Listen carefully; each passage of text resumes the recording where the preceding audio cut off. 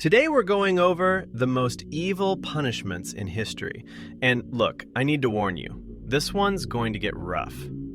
Humans have spent thousands of years coming up with creative ways to make other humans suffer. And honestly, some of these are so messed up that you have to wonder what kind of person sits down and thinks, yeah, that's how we should kill someone. Anyway, here are the top 5. Number 5, the Judas Cradle. It's somewhere in the 1500s in Spain, and the Inquisition is in full swing. The Catholic Church has decided that the best way to deal with people who disagree with them is to torture them until they agree again. And boy, did they get creative. The Judas Cradle was one of their greatest hits. Picture a wooden pyramid, about 3 feet tall, pointed at the top, mounted on a set of legs like a stool. The victim would be stripped naked, hoisted into the air by ropes, and slowly lowered onto the point. And I think you can figure out where the point went. Gravity did the rest. See, the beauty of the Judas Cradle, if you can even call it that, was that the torturer had total control over how much pain the victim experienced. They could lower you slowly over the course of hours, adding weight to your legs to speed things up, or they could pull you off and start over if you hadn't confessed yet. The pointed tip was just sharp enough to cause agonizing pain without actually killing you quickly. The whole point, no pun intended, was to keep you alive and suffering for as long as possible.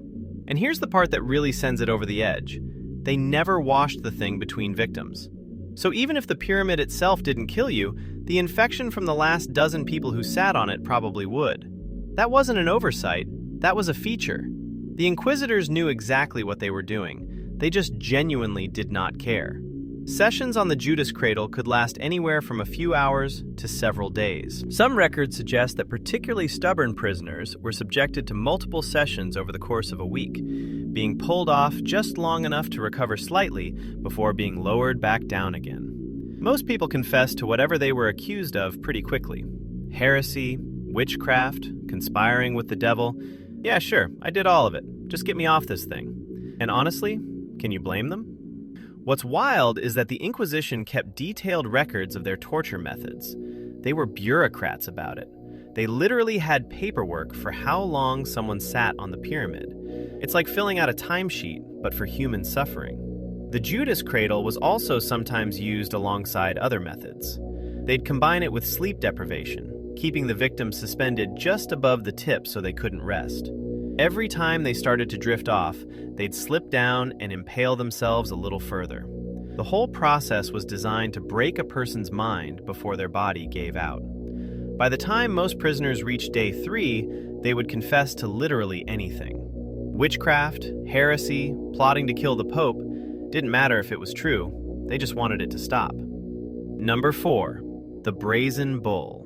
It's around 560 BC, and a metalworker named Paralos of Athens has just invented something he's extremely proud of. He's brought it to the court of Phalaris, the tyrant of Acragas in Sicily, because he thinks this invention will make him rich and famous.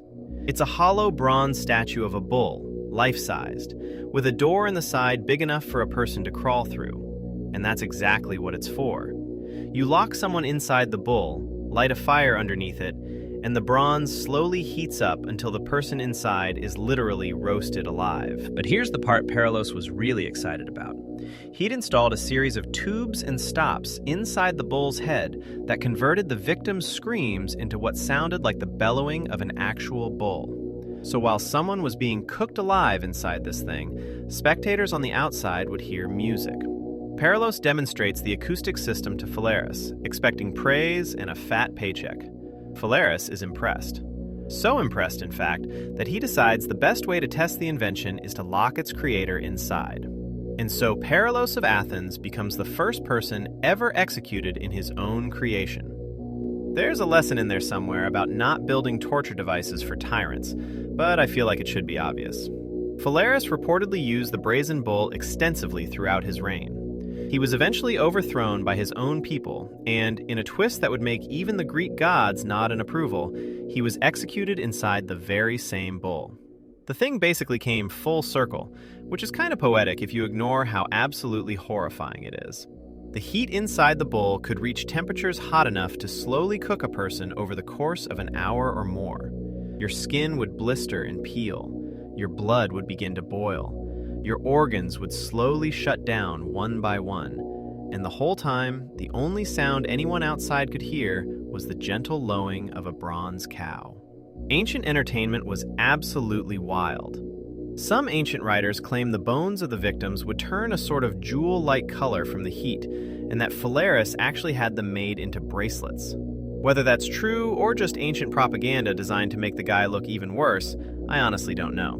But the fact that it's even plausible tells you everything you need to know about the kind of guy who commissions a machine that turns screams into music. The Brazen Bull became so infamous in the ancient world that it was referenced by writers for centuries afterward. The Romans reportedly used their own version of it, and some early Christian accounts describe martyrs being executed inside bronze animals. The concept of being slow roasted alive while your screams are converted into entertainment stuck around in the human imagination for a very, very long time, which says something pretty disturbing about us as a species. Number 3. Lingchi, death by 1,000 cuts. It's Imperial China, somewhere around the 10th century, and a man has been convicted of a crime so serious that a simple beheading won't do.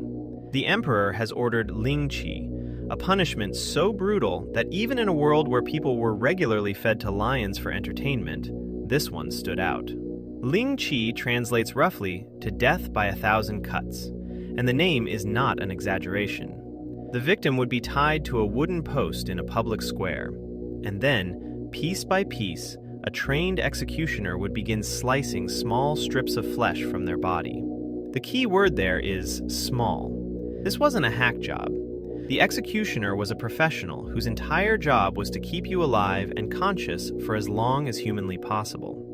He'd start with the chest or the arms, taking thin slices that bled profusely but didn't hit anything vital. The goal was to inflict maximum pain while delaying death by hours, sometimes days. Some accounts describe executioners making over 3,000 individual cuts before finally delivering the killing blow. Now, you might be thinking, surely nobody actually did this.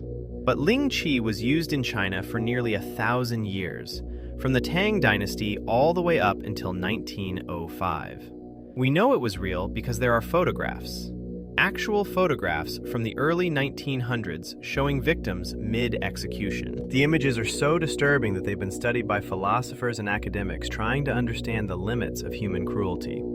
They're out there on the internet if you want to look them up, but honestly, I really wouldn't. What makes Lingchi particularly chilling is that it wasn't just about the pain.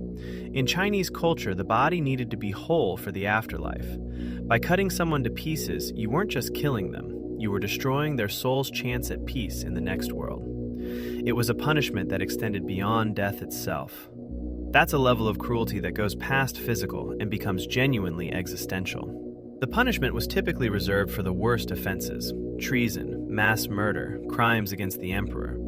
But in some dynasties, it was also used against tax evaders and corrupt officials, which seems like a pretty aggressive audit. One famous case involved a eunuch named Liu Jin, who was sentenced to Lingchi in 1510. According to records, the executioner made 3,357 cuts over the course of 3 days. Liu Jin reportedly survived the first 2 days before finally dying on the third.